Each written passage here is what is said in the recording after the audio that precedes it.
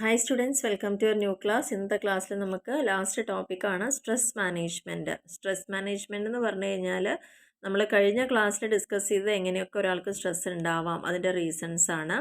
അപ്പോൾ ഇനി അത് എങ്ങനെയൊക്കെ മാനേജ് ചെയ്യാം എന്നുള്ളൊരു കാര്യത്തിനെ കുറിച്ചാണ് ഇവിടെ പറയുന്നത്. ജസ്റ്റ് മാനേജിങ് ദ സ്ട്രെസ്, ആ സ്ട്രെസ്സിനെ എങ്ങനെയൊക്കെ, അതിന് ഒരുപാട് മെഷേഴ്സ് നമുക്ക് എടുക്കാൻ പറ്റും. Great deal to manage stress for themselves. Effective measures പറഞ്ഞു കഴിഞ്ഞാൽ നമുക്ക് റെഗുലറായിട്ട് എക്സസൈസ് ചെയ്യാം, സെൻസിബിൾ ആയിട്ടുള്ള eatings, adequate sleep, avoiding the use of alcohol, tobacco and drugs. Individual should learn to recognise sign of tension. ഓരോ വ്യക്തികൾക്കും ഉണ്ടാവുന്ന ആ ഒരു ടെൻഷൻ്റെ സൈൻ എന്താണ്, അതിൻ്റെ ഒരു സ്റ്റാർട്ടിങ് എന്നുള്ളത് നമ്മൾ അറിഞ്ഞിരിക്കണം. ഹൗ ടു പ്രാക്ടീസ് അപ്പോൾ നമ്മൾ തന്നെ ആ ടെൻഷൻ്റെ റീസൺ അറിഞ്ഞിരിക്കണം, എങ്ങനെ അത് റെഡ്യൂസ് ചെയ്യാനുള്ള മെത്തേഡ് എന്ന് അറിയണം, റിലാക്സേഷൻ ടെക്നിക്കുകൾ നമ്മൾ എടുക്കണം. അല്ലെങ്കിൽ നമുക്ക് അതിലും നിൽക്കുന്നില്ലെങ്കിൽ ഒരു പ്രൊഫഷണൽ ഹെൽപ്പ് നമ്മൾ സീക്ക് ചെയ്യണം എന്നുള്ളതാണ് പറയുന്നത്.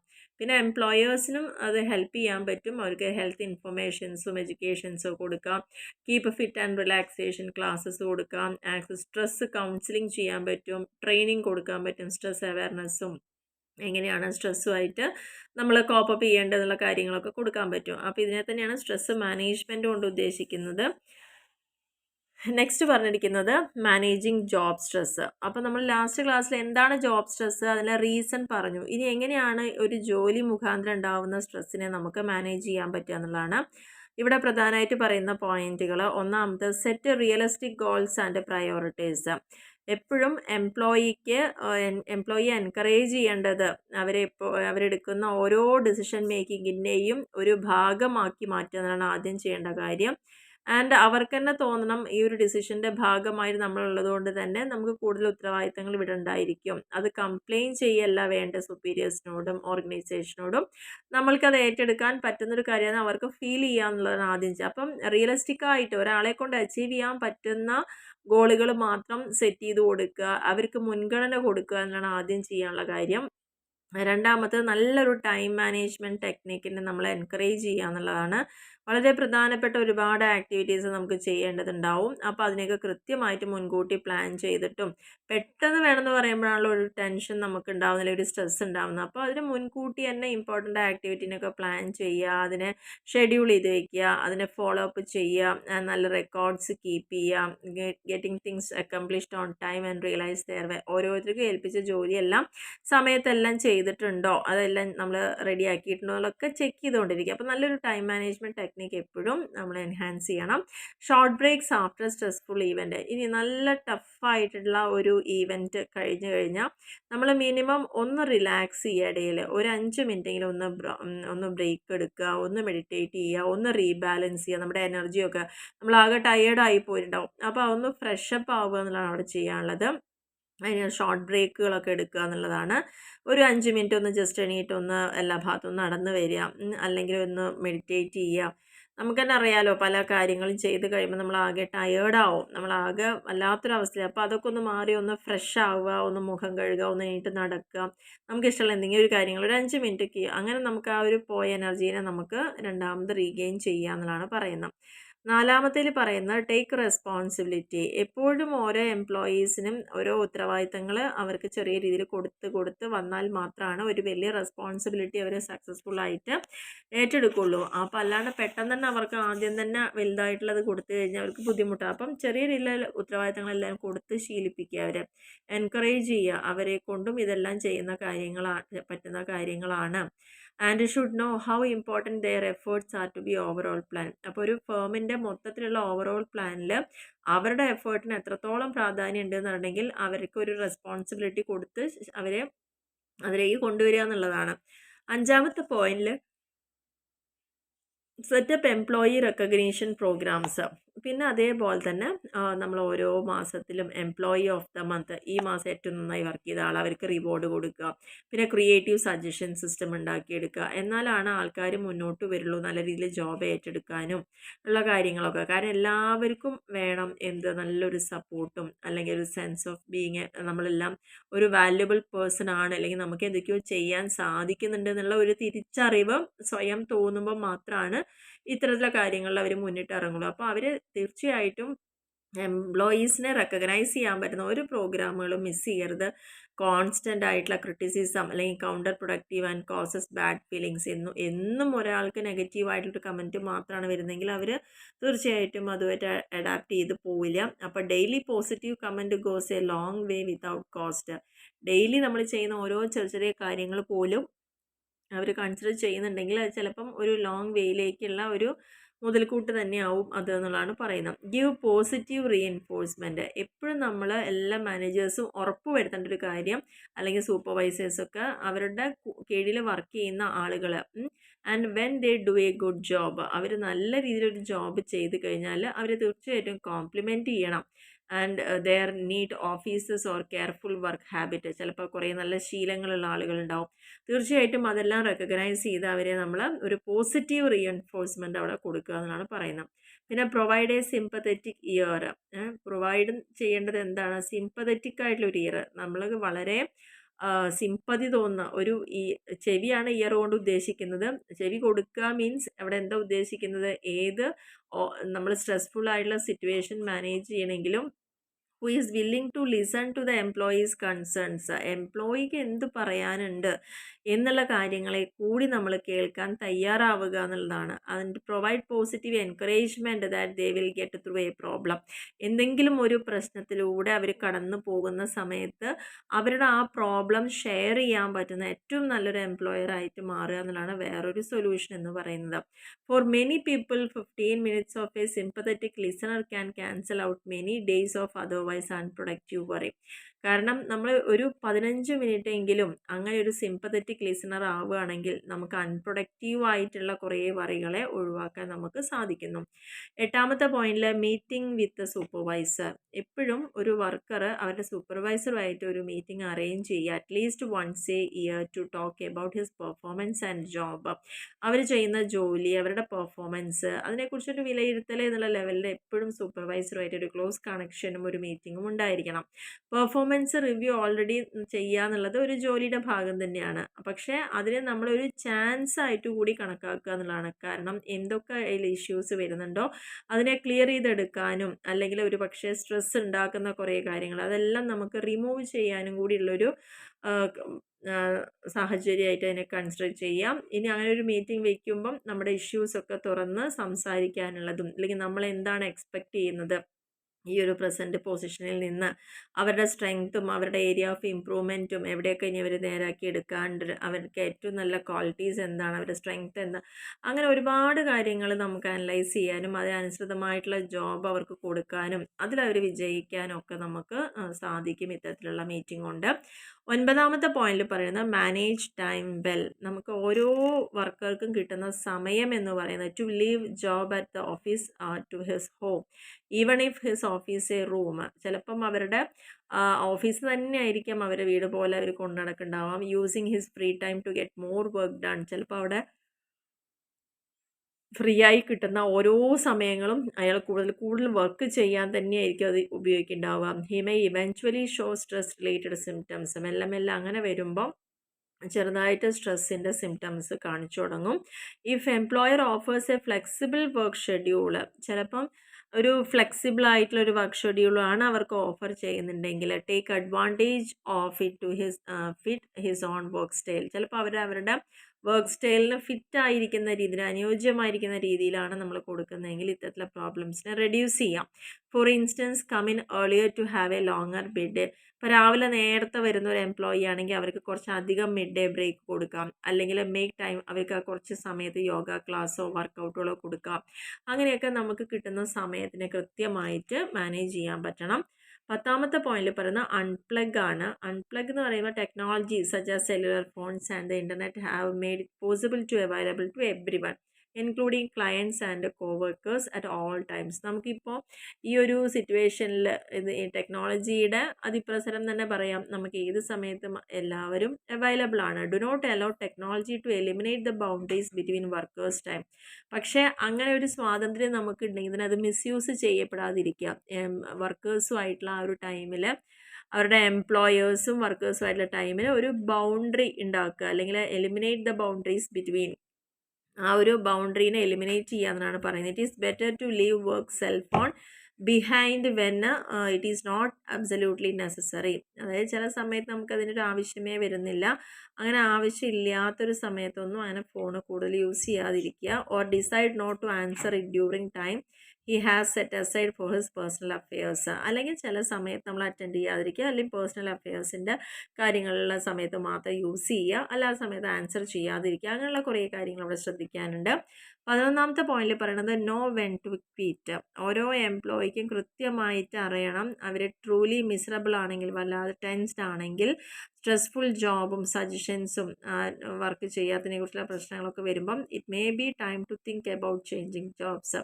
ചിലപ്പോൾ നമുക്ക് ഒരു തരത്തിലും അവിടെ അഡ്ജസ്റ്റ് ആവുന്നില്ലെങ്കിൽ നമ്മൾ വേറൊരു ജോലിയിലേക്ക് പോകുന്നതിനെക്കുറിച്ച് ചിന്തിക്കേണ്ടിയിരിക്കുന്നു. And make sure that whether it worker or the job that makes the problem. അപ്പം നമ്മളവിടെ ഒരു കാര്യം ശ്രദ്ധിക്കണം. അങ്ങനെ ഒരു രണ്ടാമതൊരു ജോലി മാറ്റത്തിനെക്കുറിച്ച് ചിന്തിക്കുന്നുണ്ടെങ്കിൽ തീർച്ചയായിട്ടും നമ്മൾ നോക്കേണ്ടത് അത് ആരുടെ പ്രോബ്ലമാണ്. അതായത് ആ വർക്കറുടെ പ്രോബ്ലം ആണോ, അതോ ആ ജോബിൻ്റെ നേച്ചർ അങ്ങനെ ആയതുകൊണ്ടുള്ള പ്രശ്നമാണോ എന്ന് നമ്മൾ ഐഡൻറ്റിഫൈ ചെയ്യാം. ആ ക്വിറ്റ് ചെയ്യുന്നതിന് മുന്നേ തന്നെ ആ ഒരു ജോബ് ഓപ്ഷനെ കുറിച്ച് റിസർച്ച് ചെയ്തുകൊണ്ടേ ഇരിക്കാനുള്ള സമയം സ്പെൻഡ് ചെയ്യാം. Being unemployed will probably also lead to stress.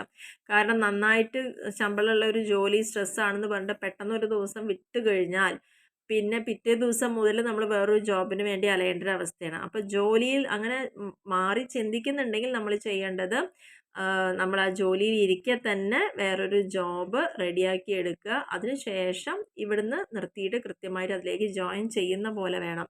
അല്ലാതെ അവിടെ ഒരു ടൈം ഗ്യാപ്പ് കിട്ടിക്കഴിഞ്ഞാൽ ചിലപ്പോൾ ഇനി കൂടുതൽ സ്ട്രെസ്സിലേക്ക് നമ്മളൊരു ദിവസം പെട്ടെന്ന് ഒരു ജോലിയും പണമൊന്നും ഇല്ലാത്ത ഒരാളായി മാറുമ്പം അതുപോലും ചിലർക്ക് ഉൾക്കൊള്ളാൻ സാധിച്ചോളുന്നില്ല. അപ്പോൾ അങ്ങനെയുള്ള കാര്യങ്ങൾ എപ്പോൾ ക്വിറ്റ് ചെയ്യണമെന്ന് വരയ്ക്ക് നമുക്കൊരു ബോധ്യം ഉണ്ടായിരിക്കണം എന്നുള്ളതാണ് പറയുന്നത്. അപ്പോൾ ഈ 11 കാര്യങ്ങളെ ആണ് ജോബ് സ്ട്രെസ്സ് മാനേജ് ചെയ്യുക. നമ്മൾ ജോബിലുണ്ടാകുന്ന സ്ട്രെസ്സിനെ റെഡ്യൂസ് ചെയ്യണമെങ്കിൽ നമുക്ക് ഇത്തരത്തിലുള്ള കാര്യങ്ങളൊക്കെ അവിടെ ഉപയോഗിക്കുക എന്നുള്ളതാണ് പറയുന്നത്. നെക്സ്റ്റ് പറയുന്ന പോയിൻ്റാണ് കൗൺസിലിംഗ് എന്ന് പറയുന്നത്. കൗൺസിലിംഗ് നമുക്ക് ഒരുപാട് ഫെമിലിയർ ആയിട്ടൊരു വേർഡാണ്. എന്താണ്, ഓരോ പേഴ്സണെയും നമുക്ക് ഹെൽപ്പ് ചെയ്യാം. അവരുടെ ആ ഒരു ഹെൽത്തി വേയ്സ് ഒക്കെ ഡിസ്കവർ ചെയ്യാനും അവരെ അണ്ടർസ്റ്റാൻഡ് ചെയ്യാനും അവരുടെ ഇമോഷണൽ നീഡ്സും കൺസേൺസും ഒക്കെ വേണ്ട സമയത്ത് റെസ്പോണ്ട് ചെയ്യുക. അതിനെയാണ് കൗൺസിലിംഗ് കൊണ്ട് ഉദ്ദേശിക്കുന്നത്. Counsellors don't solve problems. ശരിക്കും കൗൺസിലേഴ്സ് എന്ത് ചെയ്യുന്നില്ല, പ്രോബ്ലം അവർക്ക് സോൾവ് ചെയ്യാനൊന്നും പറ്റില്ല. But they provide a safe environment. അവർ അങ്ങനെ ഒരു എൻവയോൺമെൻ്റ് ആണ് അവിടെ ക്രിയേറ്റ് ചെയ്യുന്നത്. Where a person with a problem can talk about his or her concerns. തൻ്റെ മുന്നിൽ പ്രശ്നവുമായിട്ട് വന്നിരിക്കുന്ന ഒരു വ്യക്തിയെ കേൾക്കാനും അല്ലെങ്കിൽ അതിനുള്ള ഒരു സാഹചര്യവും ഒരുക്കി കൊടുക്കുന്ന ഒരു പ്രോസസ്സാണ് കൗൺസിലിംഗ് എന്ന് പറയുന്നത്. അപ്പോൾ കൗൺസിലിങ്ങിൽ ഗിവ് അഡ്വൈസ് ടു, നമ്മൾ അഡ്വൈസ് കൊടുക്കുക, അല്ലെങ്കിൽ ടു അഡ്വൈസ്, അല്ലെങ്കിൽ വാർണിംഗ് കൊടുക്കുക, അല്ലെങ്കിൽ ഇൻസ്ട്രക്ട് ചെയ്ത് കൊടുക്കുക ഒരു വ്യക്തിനെ. അപ്പോൾ കൗൺസിലിംഗ് എപ്പോഴും എന്തായിരിക്കണം, കോൺഫിഡൻഷ്യൽ ആയിട്ടുള്ളൊരു ഡയലോഗ് ആയിരിക്കണം. And it is intervention to deal with feelings. ഇവിടെ നമ്മുടെ മനസ്സിനെ ബാധിക്കുന്ന വികാരങ്ങളെയാണ് നമ്മൾ എന്ത് ചെയ്യുന്നത്, ഇൻ്റർവീൻ ചെയ്യുന്നത്. അപ്പോൾ അതുകൊണ്ട് തന്നെ ആ രണ്ട് വ്യക്തികൾക്കിടയിലുള്ള ഡയലോഗ് എപ്പോഴും കോൺഫിഡൻഷ്യൽ ആയിരിക്കണം, സ്വകാര്യതകളുള്ളതായിരിക്കണം. അതെല്ലാവരോടും എല്ലാ സമയത്തും പറഞ്ഞു നടക്കേണ്ട കാര്യങ്ങളായിരിക്കില്ല. It can be used as ഈ ഒരു കൗൺസിലിംഗ് മെത്തേഡ് യൂസ് ചെയ്യുന്ന ഒരു സ്ട്രാറ്റജി ആയിട്ടാണ് എന്തിന്, ടു ഡെവലപ്പ് പേഴ്സണൽ പ്ലാൻസ്. ജീവിതത്തിൽ നമ്മൾ ചെയ്യാൻ പോകുന്ന കുറേ കാര്യങ്ങളുടെ പ്ലാനുകളായിരിക്കാം. അതിനൊക്കെ ഉള്ളൊരു സ്ട്രാറ്റജി തന്നെയാണ് ഈ കൗൺസിലിംഗ് എന്ന് പറയുന്നത്. പിന്നെ കുറേ ആളുകൾ ഒരുപാട് പേടി മനസ്സിൽ തോന്നുന്ന ആളുകളായിരിക്കാം. അപ്പോൾ ആ ഭയത്തിൽ നിന്ന് പുറത്തേക്ക് വരാനും അവർ അനാവശ്യമായിട്ട് ഉത്കണ്ഠകളെയൊക്കെ കുറയ്ക്കാനും, അതേപോലെ തന്നെ ഒരുപാട് ദേഷ്യം വരുന്ന ആളുകൾ, അല്ലെങ്കിൽ പാരലൈസിങ് ആയിട്ടുള്ള ഫ്രസ്ട്രേഷൻ അനുഭവിക്കുന്ന ആളുകൾ, അങ്ങനെ പലതരത്തിലുള്ള പ്രോബ്ലംസ് ഉണ്ട്. And it provides elements for making function decisions. വേണ്ട പ്രധാനപ്പെട്ടതായിട്ടുള്ള ഡിസിഷൻ എടുക്കാൻ പോലും നമ്മൾ ചിലപ്പോൾ ഏബിൾ ആയിക്കൊള്ളുന്നില്ല. അപ്പോൾ ഒരു ഇൻട്രാക്ഷനാണ് അവിടെ വരുന്നത്. ആ ഒരു ഇൻട്രാക്ഷനിലൂടെ ആ ഒരു ക്ലയൻറ്റിനെ ഇൻസ്പയർ ചെയ്യുകയാണ് ഒരു കൗൺസിലിംഗ് കൊണ്ട് ഉദ്ദേശിക്കുന്നത്. കൂടുതൽ ഗൈഡൻസും കൂടുതൽ അവരെ ഓറിയൻറ്റ് ചെയ്യുന്നതിനേക്കാട്ടിലും പ്രിസ്ക്രൈബ് ചെയ്യുന്നതിനേക്കാട്ടിലും ഓറിയൻറ്റേഷൻ കൊടുക്കുക, അത്തരത്തിലുള്ള കാര്യങ്ങളാണ് കൗൺസിലിങ്ങിൽ വരുന്നത്. അപ്പോൾ കൗൺസിലിംഗ് കൊണ്ട് തീർച്ചയായിട്ടും ഒരു വ്യക്തിക്ക് കുറച്ചൊരു റിലീഫ് അവർ അവരുടെ ഇമോഷണൽ ആയിട്ടുള്ള ആ ഒരു ഡിസ്ട്രെസ്സിൽ നിന്ന് കുറച്ചൊരു മെല്ലെ മെല്ലെ അവർ റിലീവ് ചെയ്ത് വരുന്നത് കാണാം. കുറച്ചും കൂടി സെൽഫ് അഷ്വറൻസ് ഉണ്ടായിരിക്കും, ഒരു ഗ്രേറ്റർ എബിലിറ്റി ഉണ്ടായിരിക്കും ഡിസിഷൻസ് എടുക്കാൻ, എക്സ്പീരിയൻസ് ഇൻക്രീസ്ഡ് കംഫർട്ട് ഫീൽ ചെയ്യുക, റിലേഷൻഷിപ്പ് മറ്റുള്ളവരുമായിട്ടുള്ള റിലേഷൻഷിപ്പിൽ ഒരു കംഫർട്ട് ഫീൽ ചെയ്യുക. അപ്പോൾ അതിൻ്റെ ഒരു ബേസിക് ആയിട്ടുള്ള എലമെൻറ്റ് കൗൺസിലിങ്ങിൻ്റെ എന്ന് പറയുന്നത് ഒന്ന് സിമ്പത്തി ആൻഡ് സപ്പോർട്ട് നമുക്ക് കൊടുക്കാൻ പറ്റുക എന്നുള്ളതാണ്. രണ്ട് റിസ്കിനെ അസസ് ചെയ്യാനും എങ്ങനെ ആ റിസ്കിനെ നമുക്ക് റെഡ്യൂസ് ചെയ്യാൻ പറ്റുന്നു പ്ലാൻ ചെയ്യാൻ പറ്റുക. കോംപ്രിഹെൻസീവ് പ്ലാൻ ഓഫ് ലൈഫ്, ജീവിതത്തിൽ പല തരത്തിലുള്ള വളരെ കോംപ്രിഹെൻസീവായ പ്ലാനിങ്ങിലൂടെ എങ്ങനെ കടന്നു പോകണം എന്നുള്ള കാര്യങ്ങൾ. റെഫറൽസ് ഉണ്ടായിരിക്കാം. പ്രൊമോഷൻ ഓഫ് കൗൺസിലിംഗ് നമ്മൾ റിക്വയർ ചെയ്യുന്നത് എന്താ, necessary responses to be place to meet public demands. അപ്പോൾ ഒരു സീരിയസ് ഇൻ്റർവെൻഷൻ തന്നെയാണ്. അതിൽ നല്ലൊരു കഴിവുള്ള ഒരാളായിരിക്കണം, സെൻസിറ്റിവിറ്റി ഉണ്ടായിരിക്കും, എംപത്തി, ടാക്റ്റ്, തറോ നോളേജ് ഒക്കെ ഉള്ള വ്യക്തികളുമായിട്ടാണ് നമ്മൾ ഇടപെടേണ്ടത് എന്നുള്ളതാണ് പറയുന്നത്. ഇനി കൗൺസിലിംഗ് തന്നെ എത്ര തരത്തിൽ നമുക്ക് കൗൺസിലിംഗ് കിട്ടും. ഇൻഡിവിജ്വലായിട്ട് കൗൺസിലിംഗ് വേണമെങ്കിൽ അങ്ങനെ ചെയ്യും. ഈ ഒരു ടൈപ്പിൽ ആരാണോ ആ പ്രശ്നമുള്ള വ്യക്തി അവരെ 1-to-1 ആയിട്ടാണ് ആ കൗൺസിലർ മീറ്റ് ചെയ്യുക. അത് ശരിക്കും പറഞ്ഞാൽ ഇൻഡിവിജ്വൽ ആണെങ്കിൽ പ്രൈവസി കൂടുതലായിരിക്കും. കൗൺസിലറുടെ ഓഫീസിൽ വിളിച്ചു വരുത്തിയിട്ട് അവരുമായിട്ട് ഡിസ്കസ് ചെയ്യുന്നു. ഇതിൽ പ്രധാനമായിട്ടും പ്രോബ്ലംസ് ഒറിജിനേറ്റ് ചെയ്യുന്ന ആ വ്യക്തിയുമായി ബന്ധപ്പെട്ട് വരുന്നതാണ്. അവരുടെ തിങ്കിങ് പാറ്റേണോ അവരുടെ ബിഹേവിയറോ ഒക്കെ ആയിരിക്കാം. ചില പ്രോബ്ലംസ് വെരി പേഴ്സണൽ ആയിരിക്കും. അത് മറ്റുള്ളവരുടെ മുമ്പിൽ പ്രസൻറ്റ് ചെയ്യുക എന്നുള്ളത് പോലും വളരെ ബുദ്ധിമുട്ടായിരിക്കും. അങ്ങനെ ഒരു എക്സ്പീരിയൻസ് ഒരു വ്യക്തി ഒറ്റയ്ക്ക് ഡിപ്രഷനോ ആങ്സൈറ്റിയോ ഗ്രീഫോ ഡീലിംഗ് വിത്ത് ഹിസ് പ്രോബ്ലംസ് അങ്ങനെയൊക്കെ വരുമ്പം അവർക്ക് ഇൻഡിവിജ്വൽ കൗൺസിലിംഗ് ആണ് കൂടുതൽ നല്ലത്. രണ്ടാമത്താണ് ഗ്രൂപ്പ് കൗൺസിലിംഗ് എന്ന് പറയുന്നത്. ഗ്രൂപ്പ് കൗൺസിലിംഗ് എന്ന് പറയുമ്പം people benefit from talking with others who are going through the same types of experiences. ഒരേ തരത്തിലുള്ള അനുഭവങ്ങളുള്ള ആളുകൾ ഒന്നിച്ചിരുന്നുകൊണ്ട് ഒരു ചർച്ച പോലെ ചെയ്യുക ഗ്രൂപ്പ് കൗൺസിലിംഗ്. അതിൽ പ്രത്യേകത എന്ന് പറയുന്നത് people find out they are not alone. അങ്ങനെ ഒരു ഗ്രൂപ്പിൽ ഇരിക്കുമ്പോൾ നമുക്ക് ഒരിക്കലും ഒറ്റയ്ക്കാണ് അല്ലെങ്കിൽ നമ്മൾ ഒറ്റപ്പെട്ടു പോകുന്ന ഒരു ചിന്ത അവിടെ ഉണ്ടാവുന്നില്ല. They meet other people who are different stages of growth. അവിടെ നമുക്ക് ഒരുപാട് ആളുകളെ കണ്ടുമുട്ടാനും അവരുടെ ആ ഒരു ജീവിതത്തിൻ്റെ വളർച്ച അതിൻ്റെ ഘട്ടങ്ങൾ അറിയാനും but are on the same road of emotional wellbeing. അവരെല്ലാം ഒരേ പാതയിൽ തന്നെ സഞ്ചരിക്കുന്ന ആളുകളുമായിരിക്കും. The group as a whole discuss issues. ഓരോ ഗ്രൂപ്പ് മെമ്പേഴ്സിൻ്റെ ഇഷ്യൂസ് റിലേറ്റ് ചെയ്യാൻ പറ്റും. അവിടുന്ന് അവർക്ക് ഒരുപാട് കാര്യങ്ങൾ പഠിക്കാൻ സാധിക്കും. ഗ്രൂപ്പ് തെറാപ്പി എന്ന് പറയുമ്പം അതിലെല്ലാ ആളുകളും ജോയിൻ ചെയ്യുക ഗ്രൂപ്പിൽ, അതിൻ്റെ പ്രോബ്ലംസ് എല്ലാം ഒരുമിച്ച് ഡിസ്കസ് ചെയ്യുക. അപ്പോൾ അതിനൊരു സെഷൻ കൗൺസിലർ ഗൈഡ് ചെയ്ത് തരും നമുക്ക്. Members in the group open share the same problem. അവിടെ നമുക്കൊരു മടി കാണിക്കേണ്ട ആവശ്യം വരുന്നില്ല. ആ ഗ്രൂപ്പിലുള്ള ആർക്കും വേണ്ടിയിട്ട് നിന്ന് നമുക്ക് സംസാരിക്കാം, അവരുടെ പ്രോബ്ലംസ് ഡിസ്കസ് ചെയ്യാം. ബട്ട് നോട്ട് ഓൾവേസ്, എപ്പോഴും അങ്ങനെയെന്നുള്ളതല്ല. ഗ്രൂപ്പ് സെഷനിൽ ഓരോ provides A place were people can confide with others who understand there struggles. അതായത് അവരുടെ പ്രോബ്ലം മനസ്സിലാക്കാൻ പറ്റുന്ന ആരാണ് ഉള്ളത്, ആരോടാണ് കോൺഫിഡൻഷ്യലായിട്ട് ചെയ്യേണ്ടതെന്നുള്ള കാര്യങ്ങൾ അവിടെ നമുക്ക് മനസ്സിലാക്കാൻ പറ്റും. And they also can learn how they see themselves and how others see them. ഒരു ഗ്രൂപ്പിൽ നിൽക്കുമ്പം എങ്ങനെയാണ് നമ്മൾ മറ്റുള്ളവരെ കാണുന്നത് എന്നുള്ളതും മറ്റുള്ളവർ എങ്ങനെ നമ്മളെ കാണുന്നു എന്നുള്ളതൊക്കെ നമുക്ക് അറിയാൻ സാധിക്കും. അപ്പോൾ അതിലൂടെ മെമ്പേഴ്സിന് കൂടുതൽ ഒരു സ്ട്രെങ്ത് ഗെയിൻ ചെയ്യാനും and they are not alone with their problems. നമുക്ക് അങ്ങനെ ഒരു ഗ്രൂപ്പിൽ പോകുമ്പോൾ നമുക്ക് മാത്രമല്ല പ്രശ്നം അല്ലെങ്കിൽ നമ്മൾ മാത്രമല്ല പ്രശ്നമുള്ള ആൾ എന്നുള്ളത് ഒരു തിരിച്ചറിവ് കിട്ടാനും സഹായകമാണ്. അപ്പോൾ ഗ്രൂപ്പ് തെറാപ്പി എപ്പോഴും യൂസ്ഫുൾ ആവുന്നത് ഒരുപാട് വെറൈറ്റി ഓഫ് പ്രോബ്ലംസ് ഉള്ളവർക്ക് അത് വളരെ ഇഫക്റ്റീവാണ്. നെക്സ്റ്റ് പറയുന്നതാണ് ഫാമിലി കൗൺസിലിംഗ്. ഫാമിലി കൗൺസിലിംഗ് എന്ന് പറഞ്ഞാൽ അവിടെ മെയിനായിട്ട് ഫാമിലി മെമ്പേഴ്സാണ് ഉണ്ടായിരിക്കുക. അവരുടെ ഒരു കൺസെപ്റ്റ് എന്താണെന്ന് വെച്ചാൽ individual is greatly influenced by his or her family belief system and culture. ഓരോ വ്യക്തികൾക്കും അവരുടെ ആ ഒരു ഫാമിലിയിൽ നിന്നുള്ള ഒരു കൾച്ചറും ബിലീഫും ഒക്കെ ഉണ്ടായിരിക്കും. അതെല്ലാം സ്വാധീനം ചെലുത്തുന്നുണ്ടാവും. അപ്പോൾ ഒരു വീട്ടിലെ പ്രശ്നമാണെങ്കിൽ തീർച്ചയായിട്ടും ആ ഒരു ഫാമിലി മെമ്പേഴ്സിനെ ഇരുത്തിക്കൊണ്ടാണ് കൗൺസിലിംഗ് ചെയ്യുന്നത്. അപ്പോൾ അവിടെ ഫാമിലീനെ ആ ഒരു സിറ്റുവേഷനിൽ ഡിഫറെൻറ്റ് പേഴ്സ്പെക്റ്റീവിൽ അത് എങ്ങനെ നോക്കിക്കാണുന്നു, പുതിയ വഴികൾ എന്താണ്, അവരെ സപ്പോർട്ട് ചെയ്യാൻ പരസ്പരം അങ്ങോട്ടും ഇങ്ങോട്ടും എന്നുള്ള കാര്യങ്ങളൊക്കെ ആയിരിക്കും ഇവിടെ ഉണ്ടാവുക. ഇനി ഇവിടുത്തെ പ്രോബ്ലം എന്ന് പറയുന്നത് ആ ഒരു എൻറ്റയർ ഫാമിലീനെ അഫക്റ്റ് ചെയ്യുന്ന പ്രോബ്ലം ആയിരിക്കും. If he is the primary provider in the home there can be financial strain. ചിലപ്പോൾ അവിടെ ഫിനാൻഷ്യൽ സ്ട്രെയിൻ ഉണ്ടായിരിക്കാം. These every day strain combined with emotional ഇഫക്റ്റുകൾ, ലോങ് ടേം പ്രോബ്ലംസും ഒക്കെ എനോർമസ് ആയിട്ടുള്ളൊരു ഇഫക്റ്റ് ഫാമിലി ഡൈനാമിക്കിൽ അവിടെ സംഭവിക്കാം. Family counselling can help family members. അവരുടെ ഫാമിലിയിൽ ഉണ്ടാകുന്ന ഇഷ്യൂസിനെ റെഡ്യൂസ് ചെയ്യാനാണ് ഫാമിലി കൗൺസിലിംഗ് കൊടുക്കുന്നത്. അപ്പോൾ ഇൻഡിവിജ്വൽ ഉണ്ട്, ഗ്രൂപ്പ് ഉണ്ട്, ഫാമിലി ഉണ്ട്. പിന്നെ കപ്പിൾസ് കൗൺസിലിംഗ് ആണ്. ഈ ഒരു ടൈപ്പ് കൗൺസിലിംഗ് ആയിട്ട് കൊടുക്കുന്നത് 2 വ്യക്തികൾക്കാണ്. നോർമലി അത് ജീവിത പങ്കാളികൾക്ക് അല്ലെങ്കിൽ സ്പൗസസിന്, ഭാര്യ ഭർത്താവ് ബന്ധത്തിലുള്ള ആ 2 ആളുകൾക്കാണ് അത് പ്രധാനമായിട്ടും കൊടുക്കുന്നത്. അതിൻ്റെ ഒരു ഒബ്ജക്റ്റീവ് എന്ന് പറയുന്നത് അവിടെ കൗൺസിലർ 2 പാർട്ടിയെയും 2 പാർട്ടിസിപ്പൻസിനെയും കേൾക്കുക, അവരുടെ പ്രോബ്ലം എന്താണെന്ന് ഐഡൻറ്റിഫൈ ചെയ്യുക, അവരുടെ തോട്ട്സും ബിഹേവിയറും ഒക്കെ എന്തൊക്കെ പ്രശ്നങ്ങളാണ് അവരുടെ ജീവിതത്തിൽ ഉണ്ടാക്കുന്നതെന്ന് മനസ്സിലാക്കുക. ആൻഡ് ഇവർക്ക് resemble family counselling may also resemble family counselling പോലെ തന്നെയാണ് കപ്പിൾ കൗൺസിലിങ്ങും. In that couples can learn new ways to help and support. ഇതിലെന്താ വെച്ചാൽ ആ ഒരു സ്ട്രെസ് ഉണ്ടാകുന്ന സമയത്ത് എങ്ങനെയാണ് നമ്മൾ പരസ്പരം പങ്കാളികളോട് ഹെൽപ്പ് ചെയ്യേണ്ടത് അല്ലെങ്കിൽ സപ്പോർട്ട് ചെയ്യേണ്ടത് എന്നുള്ള കാര്യമാണ് അവിടെ പ്രധാനമായിട്ടും പറയുന്നുണ്ടാവുക.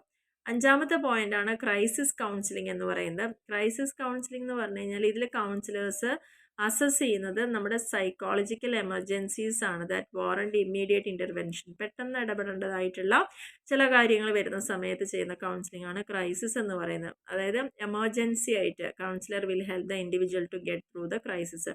ഒരു വിഷമഘട്ടം വരുമ്പോൾ നമുക്ക് മുന്നോട്ട് പോകാൻ പറ്റുന്നില്ലെങ്കിൽ പെട്ടെന്ന് അവിടെ ഒരു ഡിസിഷൻ എടുക്കണമെങ്കിൽ അവിടെ ക്രൈസിസ് കൗൺസിലിംഗ് ആണ് ഏറ്റവും ബെറ്റർ ആയിരിക്കുന്നത്. അപ്പോൾ ഇതോടുകൂടി നമ്മുടെ 8-മത്തെ ചാപ്റ്റർ ഇവിടെ കംപ്ലീറ്റ് ആയിട്ടുണ്ട്. അപ്പോൾ ഇന്നത്തെ ടോപ്പിക് എന്ന് പറയുന്നത് ജസ്റ്റ് എന്താണ് സ്ട്രെസ് മാനേജ്മെൻറ്റ്, എങ്ങനെയൊക്കെയാണ് നമുക്ക് സ്ട്രെസ് ഉണ്ടാവുകയാണെങ്കിൽ മാനേജ് ചെയ്യാൻ പറ്റുക. ഇപ്പോൾ ജോബ് സ്ട്രെസ് ഉണ്ട് എന്ന് പറഞ്ഞു. ജോബിൽ ഒരു 11 റീസൺ നമുക്ക് യൂസ് ചെയ്യാം. നമ്മുടെ ജോലിയുമായി ബന്ധപ്പെട്ട് വരുന്ന സ്ട്രെസ്സിനെ നമുക്ക് മാനേജ് ചെയ്യണമെങ്കിൽ ഏകദേശം ഈ ഒരു 11 പോയിന്റുകൾ ഇവിടെ പറയുന്നുണ്ട്. പിന്നെ അതിൻ്റെ ഭാഗമായിട്ട് വരുന്നുണ്ട് മെയിൻ ടോപ്പിക്കാണ് കൗൺസിലിംഗ് എന്ന് പറയുന്നത്. എന്താണ് കൗൺസിലിംഗിൽ നടക്കുന്ന കാര്യങ്ങൾ, ആ കൗൺസിലിംഗ് തന്നെ എത്ര തരത്തിൽ ആർക്കൊക്കെയാണ് കൗൺസിലിംഗ് കൊടുക്കേണ്ടത്, അതിൽ പ്രധാനമായിട്ടും ഓരോ വ്യക്തികൾക്ക് കൊടുക്കേണ്ടതാണെന്ന് വെച്ചാൽ ഇൻഡിവിജ്വൽ ആയിട്ടുള്ളത് ചെയ്യാം, അല്ല ഗ്രൂപ്പാണെന്ന് വെച്ചാൽ ഗ്രൂപ്പ്, അതല്ലെങ്കിൽ ഫാമിലിയിലാണെങ്കിൽ ഫാമിലിയിൽ, കപ്പിൾസിനാണെങ്കിൽ കപ്പിൾസിനുള്ള കൗൺസിലിംഗ്, അതും അല്ലെങ്കിൽ ഒരു പ്രത്യേക ഘട്ടങ്ങളിൽ മാത്രം കൊടുക്കുന്ന കൗൺസിലിംഗ്, ക്രൈസിസ് കൗൺസിലിംഗ് എന്ന് പറയും. അപ്പോൾ ഇത്രയാണ് ഈ ഒരു ചാപ്റ്ററിൽ നമ്മൾ പഠിച്ച അല്ലെങ്കിൽ ഒരു വീഡിയോയിൽ നമ്മളിപ്പം ഡിസ്കസ് ചെയ്ത ടോപ്പിക് എന്ന് പറയുന്നത്. അപ്പോൾ ഇത് വളരെ ഈസി ആയിട്ടുള്ള ഒരു ചാപ്റ്ററാണ്. എന്താണ് സ്ട്രെസ്, അതൊക്കെ നമ്മുടെ മനുഷ്യ ജീവിതമായിട്ട് ബന്ധപ്പെട്ട് കിടക്കുന്ന കുറേ കാര്യങ്ങളുണ്ട് ഇതിൽ. അപ്പോൾ നിങ്ങൾ ആ ടേംസ് മാത്രം നോട്ട് ചെയ്യേണ്ട ആവശ്യമുള്ളൂ. അപ്പോൾ അത് കണക്ട് ചെയ്ത് തന്നെ പഠിക്കാന്ന് വെച്ചാൽ വളരെ ഈസി ആയിട്ട് തന്നെ നമുക്ക് മനസ്സിലാക്കിയെടുക്കാൻ പറ്റുന്നൊരു ചാപ്റ്ററാണ്. അപ്പോൾ എല്ലാവർക്കും ഞാൻ പറഞ്ഞ കാര്യങ്ങളെല്ലാം ക്ലിയർ ആയി എന്ന് വിചാരിക്കുന്നു. അപ്പോൾ മാക്സിമം നിങ്ങൾ ഷെയർ ചെയ്യുക, സപ്പോർട്ട് ചെയ്യുക. Okay, thank